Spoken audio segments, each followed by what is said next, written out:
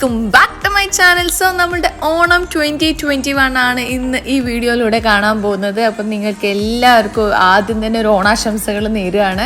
അപ്പം ഒന്നിനും ടൈം കിട്ടിയില്ല, എല്ലാം ഭയങ്കര ബിസി ആയിരുന്നു. കാരണം എല്ലാവരുടെയും ഓണം ഈ ഇവിടെ നമ്മുടെ പുതിയ വീടായതുകൊണ്ട് ഫസ്റ്റത്തെ ഓണമായതുകൊണ്ടും എല്ലാവരും ഇവിടെയാണ് ഓണം സെലിബ്രേറ്റ് ചെയ്തിട്ടുണ്ടായിരുന്നത്. അപ്പോൾ അതുകൊണ്ട് അതിൻ്റെ കുറച്ച് തിരക്കൊക്കെ ആയിരുന്നു. അപ്പോൾ നമുക്ക് നേരെ കുക്കിങ്ങിലോട്ട് കിടക്കാം. ഓണസദ്യ ആണല്ലോ മെയിൻ, അപ്പോൾ നമുക്ക് അവിടെ നിന്ന് തുടങ്ങാം. റെസിപ്പീസ് ഒന്നും ഞാൻ ഇൻക്ലൂഡ് ചെയ്യുന്നില്ല, ജസ്റ്റ് ഞാൻ ചെയ്യുന്നതൊക്കെ ഒന്ന് ജസ്റ്റ് വേഗമായിട്ടൊന്ന് കാണിച്ചു പോകുന്നതേ ഉള്ളൂ കേട്ടോ. അപ്പോൾ നമുക്ക് തുടങ്ങാം. അപ്പം നമുക്ക് ആദ്യം തന്നെ പച്ചടിയിൽ നിന്ന് സ്റ്റാർട്ട് ചെയ്യാം. പൈനാപ്പിൾ പച്ചടിയും ബീട്രൂട്ട് പച്ചടിയാണ് ഉണ്ടാക്കുന്നത്. അപ്പം ബീട്രൂട്ടും കുക്ക് ചെയ്ത് വെച്ചിട്ടുണ്ട്, ഉപ്പിട്ടിട്ട് വേവിച്ച് വെച്ചിട്ടുണ്ട്. അതേപോലെ തന്നെ പൈനാപ്പിളും നമ്മൾ കട്ട് ചെയ്തിട്ട് വേവിച്ചിട്ട് മാറ്റി വെച്ചിട്ടുണ്ട്. ഇനിയിപ്പം പൈനാപ്പിളിനെയാണ് വറവിടുന്നത്. സാധാരണ സീസണിങ് ചെയ്യുമ്പോൾ നമ്മൾ ചെയ്യുന്ന പോലെ തന്നെ മസ്റ്റർഡും പിന്നെന്താണ് മുളകും കറിവേപ്പിലയും ഒക്കെ ഇട്ടിട്ട് നന്നായിട്ട് കടുകറ പൊട്ടിത്തെറിക്കുമ്പോൾ നമ്മൾ നേരെ പൈനാപ്പിൾ കുക്ക് ചെയ്ത് വെച്ചിട്ടുള്ള പൈനാപ്പിൾ ഒന്നും മിക്സിയിൽ ഗ്രൈൻഡ് ചെയ്തതിന് ശേഷം ഇതിലോട്ട് ആഡ് ചെയ്ത് കൊടുക്കുകയാണ് ചെയ്യുന്നത്. അപ്പോൾ ഇതൊക്കെ എല്ലാവർക്കും അറിയാൻ പറ്റുമെന്ന് തോന്നുന്നു. അപ്പം പൈനാപ്പിൾ ആഡ് ചെയ്യുന്നതിന് തൊട്ട് മുന്നേ നമ്മളുടെ തേങ്ങ അരച്ചതും കൂടെ അതിലേക്ക് ആഡ് ചെയ്ത് കൊടുത്തിട്ടുണ്ട്. അതിന് ശേഷം നമുക്ക് അരച്ച് വെച്ചിട്ടുള്ള പൈനാപ്പിളും കൂടെ ആഡ് ചെയ്ത് നന്നായിട്ടൊന്ന് മിക്സ് ചെയ്ത് വെക്കാം. എല്ലാം ഒന്ന് കുക്കായി ഒന്ന് പച്ചമണം മാറുമ്പോൾ നമുക്ക് നേരെ തൈര് ഒഴിച്ചു കൊടുക്കാം. തൈര് ഒന്ന് ഫോർക്ക് വെച്ചിട്ട് ബീറ്റ് ചെയ്തിട്ടോ അല്ലെങ്കിൽ മിക്സിയിൽ ജസ്റ്റ് ഒന്ന് ഒറ്റൊരു കറക്കം കറങ്ങിയിട്ട് എടുക്കാം. മോരായി പോരുത്, അപ്പോൾ ആ കട്ടിയിൽ തന്നെ മെയിൻറ്റെയിൻ ചെയ്യാം.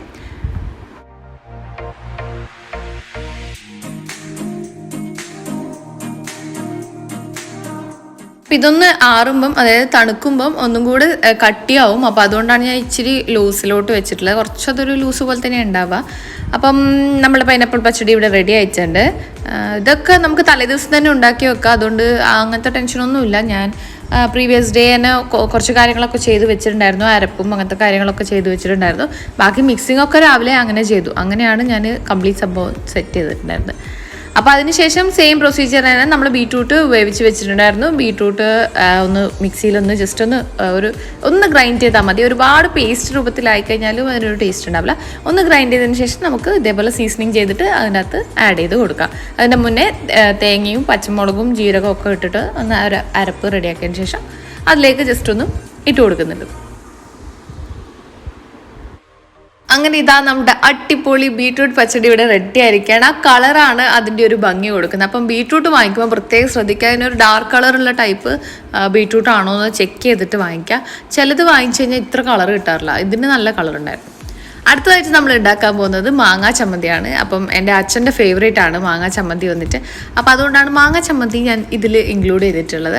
അപ്പോൾ അതിൽ കുറേ മാങ്ങയാണ് കൂടുതലുണ്ടാവുക, തേങ്ങ കുറച്ചേ ഉണ്ടാവുള്ളൂ. തേങ്ങയും പിന്നെ പച്ചമുളക് ജീരകം സാധാരണ നമ്മൾ ഇടുന്ന സാധനമൊക്കെ. അപ്പോൾ മാങ്ങ കുറച്ച് കൂടുതൽ എടുത്തിട്ടുണ്ട്. അപ്പോൾ അത് നന്നായിട്ടൊന്ന് ഗ്രൈൻഡ് ചെയ്ത് ചമ്മന്തി റെഡി. അടുത്ത നമ്മൾ ഉണ്ടാക്കാൻ പോകുന്നത് ഒരു തോരനാണ്, അതായത് പയർ തോരനാണ്. അപ്പം പയർ ഞാൻ നീളത്തിലാണ് കട്ട് ചെയ്യുന്നത്, അപ്പോൾ വേഗം കഴിയുമല്ലോ. അപ്പോൾ അതുകൊണ്ട് കുറച്ച് നീളത്തിൽ തന്നെ കട്ട് ചെയ്തിട്ടുണ്ട്. അപ്പോൾ അത് പിന്നെ ഉണ്ടാക്കാൻ ഒരുവിധം എല്ലാവർക്കും അറിയാൻ പറ്റുമായിരിക്കും അല്ലേ. വെറുതെ നമ്മൾ സീസണിങ് ചെയ്ത് നേരെ ഉള്ളിയും പിന്നെ ഈ പയറും ഇട്ട് കൊടുക്കുക, കുറച്ച് തേങ്ങയും ഇട്ട് കൊടുക്കുക, കുറച്ച് മഞ്ഞളും ഉപ്പും ഇട്ട് കൊടുക്കുക, ഫിനിഷ്ഡ്.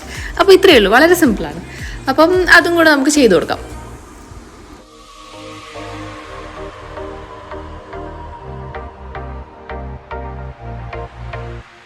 വർക്കിംഗ് ആയിട്ടുള്ള ആൾക്കാർക്കും പിന്നെ നമ്മളെ സ്വന്തം അമ്മമാർക്കും വേണ്ടിയിട്ടുള്ള ഒരു കുഞ്ഞു ടിപ്പാണ്. കുറേ പേർക്കൊക്കെ യൂസ് ചെയ്യുന്നുണ്ടാവും ഇതേപോലെ, പക്ഷേ അറിയാത്തവർക്ക് വേണ്ടി പറയാണ്. അപ്പോൾ ഞാനിത് തേങ്ങ ചിരവിയത് സ്റ്റോർ ചെയ്തതാണ്. ഇത് ഏകദേശം 1 മാസത്തോളം ആയി. ഇതേപോലെ ഫ്രീസറിലാണ് കേട്ടോ സ്റ്റോർ ചെയ്യുന്നത്. ഫ്രിഡ്ജിൽ സ്റ്റോർ ചെയ്ത് കഴിഞ്ഞാൽ പോവും. അപ്പം ആദ്യം തന്നെ ശ്രദ്ധിക്കുക, ഫ്രിഡ്ജിലല്ല ഫ്രീസറിൽ സ്റ്റോർ ചെയ്യുക.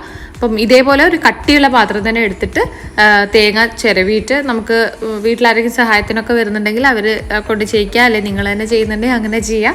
ഞാനിപ്പം എൻ്റെ വീട്ടിൽ ഒരു ചേച്ചി വരുന്നുണ്ട്, ആ സമയത്ത് അവരെ കൊണ്ട് ഒരു 6-7 തേങ്ങ ഒരുമിച്ച് ചിരവിക്കും. എല്ലാ ദിവസവും അല്ല, ഓൾട്ടർനേറ്റ് ഡേയ്സിൽ കുറച്ചായിട്ട് ചിരവി സ്റ്റോർ ചെയ്ത് വെക്കും. അല്ലെങ്കിൽ നമ്മളുടെ തലശ്ശേരി ഈ സൈഡിലൊക്കെ നമുക്കൊരു അരച്ച തേങ്ങയൊക്കെ കിട്ടുന്നൊരു സ്ഥലമുണ്ട്.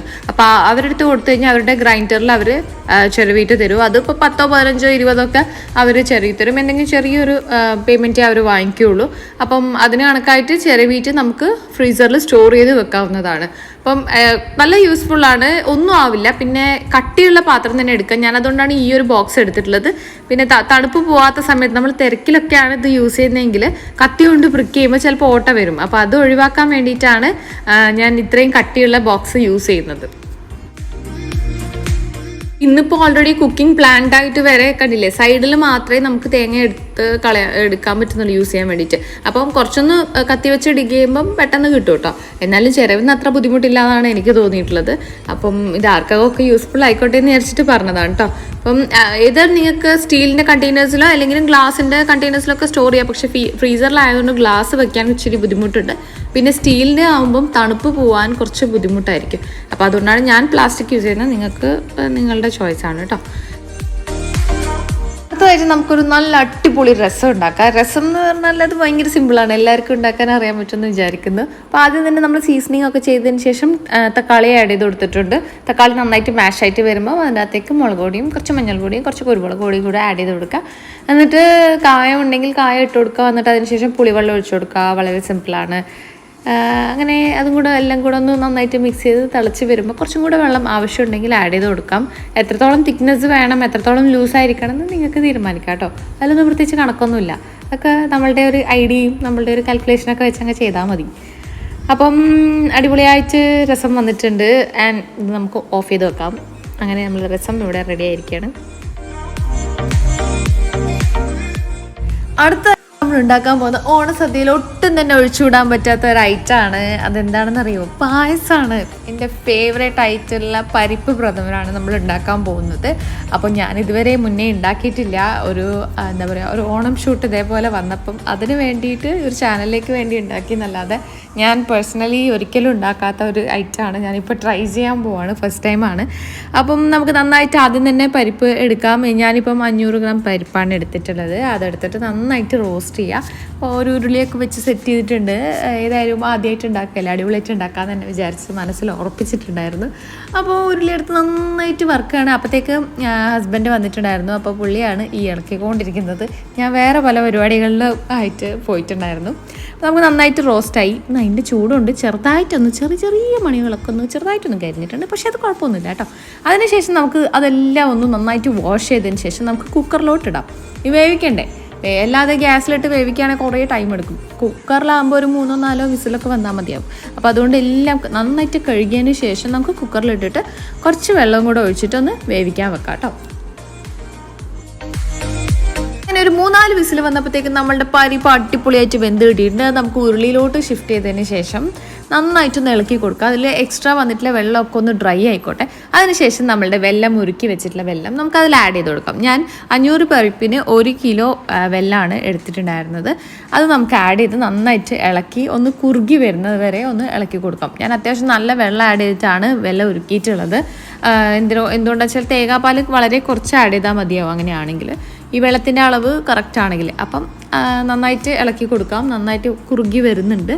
ഒന്ന് കുറുകി വരുന്ന സമയത്ത് നമുക്ക് കുറച്ചായിട്ട് തേങ്ങാപ്പാൽ ആഡ് ചെയ്ത് കൊടുക്കാം. നല്ലൊരു മണവും ഫ്ലേവറൊക്കെ കിട്ടാൻ വേണ്ടി നമുക്ക് കുറച്ച് പശുനെയ്യും കൂടെ ആഡ് ചെയ്ത് കൊടുക്കാം. അപ്പോൾ ഞാൻ 2 സ്പൂൺ പശുനെയ്യും കൂടെ ആഡ് ചെയ്ത് കൊടുത്തിട്ടുണ്ട്. അതിനുശേഷം ഒരു 5 മിനിറ്റ് കഴിഞ്ഞിട്ട് ഒന്ന് ഓഫ് ചെയ്തതിന് ശേഷം ഒരു 5 മിനിറ്റും കൂടെ നമ്മൾ ഇളക്കി കൊടുക്കണം. ഇല്ലെങ്കിൽ ആ ഉരുളിയുടെ ചൂട് കൊണ്ട് നമ്മളുടെ പായസം ചിലപ്പോൾ കരിഞ്ഞു പോകാനുള്ള ചാൻസ് ഉണ്ട്. അപ്പോൾ അതുകൊണ്ട് നമുക്ക് ഫ്ലെയിം ഓഫ് ചെയ്തതിന് ശേഷം കുറച്ച് നേരം ഇത് ഇളക്കി കൊടുക്കുക. ഒന്ന് സെറ്റ് ആവുന്നവരെ ഒന്ന് ഇളക്കി കൊടുക്കാം.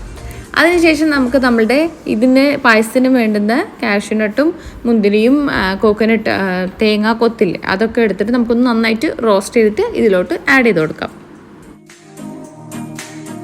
അങ്ങനെ ഇത് നന്നായിട്ട് റോസ്റ്റായി വരുന്നതിൻ്റെ ഇടയ്ക്ക് കൂടെ നമുക്ക് നമ്മളുടെ ബ്രേക്ക്ഫാസ്റ്റിൻ്റെ കാര്യങ്ങളൊക്കെ സൈഡിൽ ചെയ്യാം. എല്ലാം ഷൂട്ട് ചെയ്യാൻ നിന്ന് കഴിഞ്ഞാൽ ഇന്നൊരു പണിയും നടക്കില്ല. അപ്പോൾ അതുകൊണ്ടാണ് ബ്രേക്ക്ഫാസ്റ്റ് ഒന്നും കാണിക്കാതിരുന്നത്. നമ്മൾ സദ്യ ആണല്ലോ കാണിക്കുന്നത്. അപ്പോൾ അതുകൊണ്ടാണ് ബ്രേക്ക്ഫാസ്റ്റ് മെയിനായിട്ടൊന്നും കാണിക്കാത്ത കേട്ടോ. അപ്പോൾ സൈഡിൽ നമ്മൾ ഫിഷൊക്കെ ഫ്രൈ ചെയ്യാൻ വെച്ചിട്ടുണ്ട്. എല്ലാ വീട്ടിലും, മിക്ക വീട്ടിലും തലശ്ശേരി കണ്ണൂർ ഭാഗത്ത് നോൺ വെജ് സദ്യ ഉണ്ടാവുക. അപ്പോൾ ഇവിടെയും നോൺ വെജ് ആണ്, ചിക്കനും ഉണ്ട് ഫിഷും ഉണ്ട്. അപ്പോൾ അതിൻ്റെ ഇടയിൽ ചിക്കൻ നമുക്ക് രാവിലത്തെ ബ്രേക്ക്ഫാസ്റ്റിന് വേണ്ടി സ്റ്റൂ ആണ്. അപ്പോൾ അതിന് വേണ്ടിയിട്ട് വേവിക്കാൻ വേണ്ടി വെക്കാം. അതൊക്കെ നോർമലായിട്ട് ചെയ്യുന്ന പോലെ തന്നെ പച്ചമുളകും വെളുത്തുള്ളിയൊക്കെ ഇട്ടിട്ട് ഒന്ന് കുക്ക് ചെയ്യാൻ വേണ്ടി, പ്രഷർ കുക്ക് ചെയ്യാൻ വേണ്ടിയിട്ട് കുക്കറിൽ വെച്ചിട്ടുണ്ട്.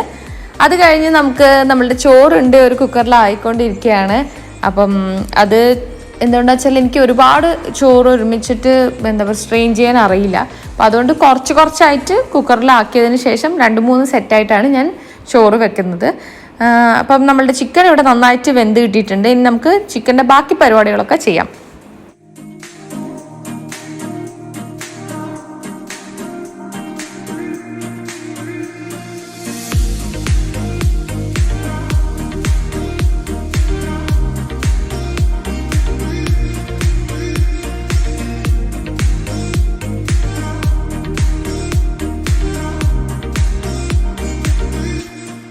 അങ്ങനെ നമ്മൾ ബ്രേക്ക്ഫാസ്റ്റ് ഒക്കെ ഇവിടെ റെഡിയായി നമ്മൾ സെറ്റ് ചെയ്ത് വെച്ചിട്ടുണ്ട്. ഇനിയിപ്പോൾ നമുക്ക് വെള്ളയപ്പം ചൂടണം, അതിനിടയിൽ നമുക്ക് പായസവും കൂടി ഉണ്ടാക്കണം. അപ്പോൾ പായസത്തിന് വേണ്ടുന്ന പാലൊക്കെ ഞാനിവിടെ അറേഞ്ച് ചെയ്ത് വെച്ചിട്ടുണ്ട്. ഒരു 5 പാലെടുത്തിട്ടുണ്ട്. അപ്പം പാലൊക്കെ നമുക്ക് ഒഴിച്ചു കൊടുക്കാം. ഞാൻ ഇന്ന് പാലട പായസമാണ് ഉണ്ടാക്കുന്നത്. 2 പായസമുണ്ട്. അപ്പോൾ അതിലൊന്ന് പാലട പായസമാണ്. അപ്പോൾ അതിന് ഞാൻ മിൽമയുടെ മിക്സാണ് യൂസ് ചെയ്യുന്നത്. മിൽമ പാലട മിക്സില്ലേ, അതാണ് യൂസ് ചെയ്യുന്നത്. അപ്പം 5 പാലെടുത്തിട്ടുണ്ട്. അതിൻ്റെ അകത്തേക്ക് ബാക്കിയുള്ള മിൽമ മിക്സും കൂടെ ആഡ് ചെയ്തിട്ട് നന്നായിട്ട് ഇളക്കി കൊടുക്കുക. അതൊരു 15 to 20 minutes അത് തന്നെ ചെയ്യണം. അപ്പോൾ അത് സൈഡിൽ കൂടെ ആവുന്നതിൻ്റെ ഇടയ്ക്ക് കൂടെ ഞാൻ വെള്ളയപ്പം കൂടെ തട്ടിക്കൂട്ടി ചെയ്യുന്നുണ്ട് സൈഡിലെ. അപ്പോൾ ബ്രേക്ക്ഫാസ്റ്റ് കഴിച്ചിട്ട് വേണം പൂവിടാൻ വേണ്ടിയിട്ട്. അങ്ങനെ കുറേ കാര്യങ്ങളുണ്ട്. അപ്പോൾ എല്ലാവരും വരേണ്ട ടൈമായി. ഏകദേശം ഒരു 9 o'clock ആയിട്ടുണ്ട്. അപ്പം അതിൻ്റെ ഒരു തിരക്കുണ്ട്. അപ്പോൾ അതുകൊണ്ട് കൂടുതലായിട്ട് ഞാൻ ബ്രേക്ക്ഫാസ്റ്റ് കഴിക്കുന്നതൊന്നും ഷൂട്ട് ചെയ്യുന്നില്ല. ഇത് ആയിക്കഴിഞ്ഞതിന് ശേഷം നമ്മൾ വേഗം ബ്രേക്ക്ഫാസ്റ്റും കഴിച്ചിട്ടുണ്ട്. അങ്ങനെ അടിപൊളിയായിട്ട് നമ്മൾ ബ്രേക്ക്ഫാസ്റ്റ് ഒക്കെ കഴിച്ചു. പായസമൊക്കെ അടിപൊളിയായിട്ട് സെറ്റായിട്ട് വന്നിട്ടുണ്ട്. ഇനി നമുക്ക് അടുത്ത സെറ്റ് ഫിഷും ചിക്കനൊക്കെ ഒന്ന് ഫ്രൈ ചെയ്തെടുക്കാം.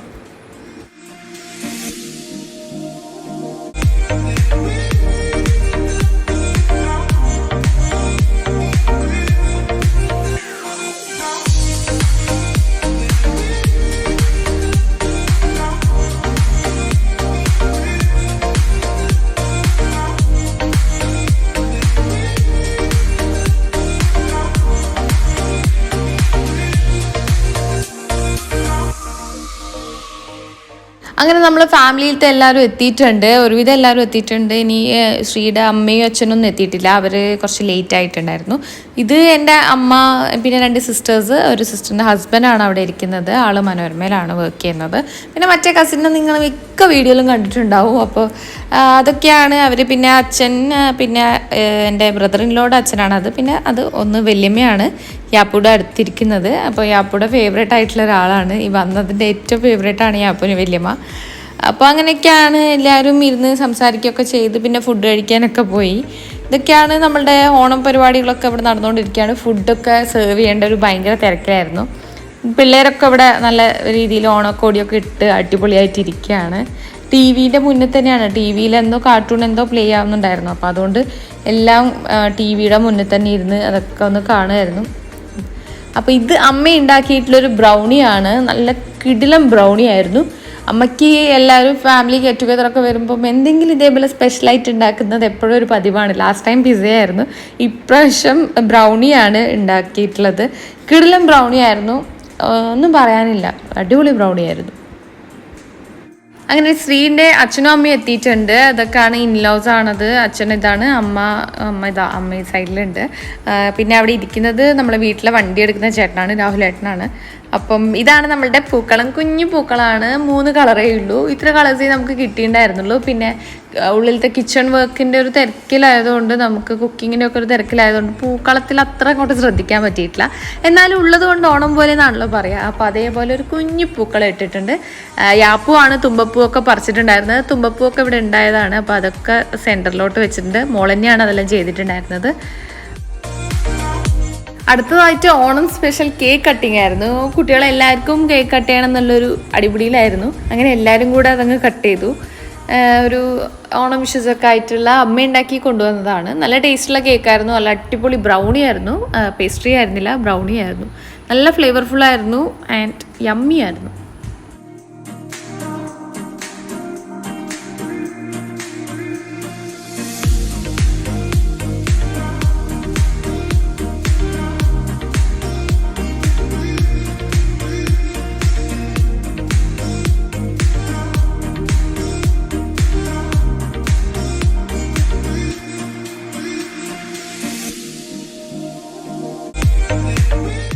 പോലീസുകാർക്ക് എന്താ ഈ വീട്ടിൽ കാര്യം?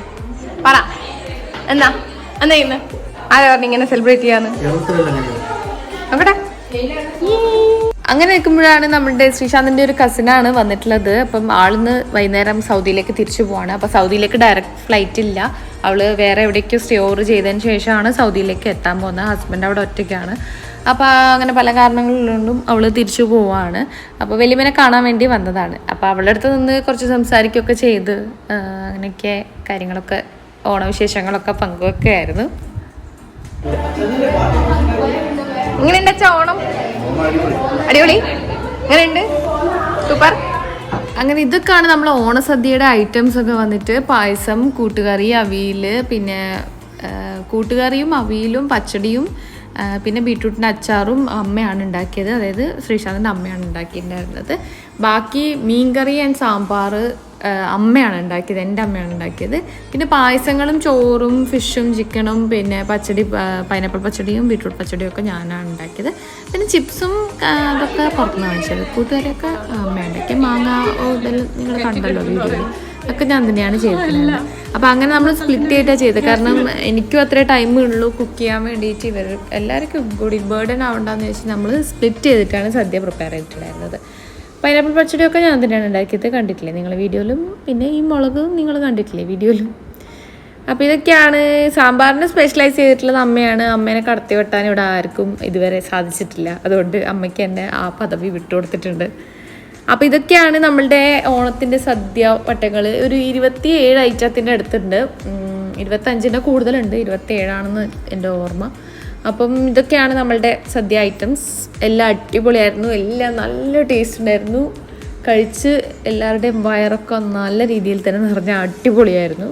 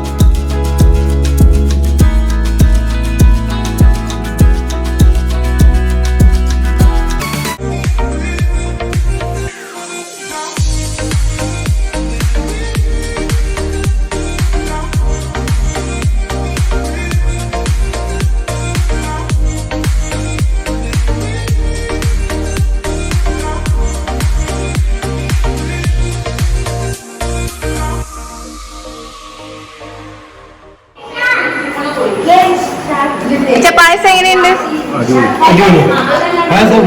എങ്ങനെയുണ്ട്?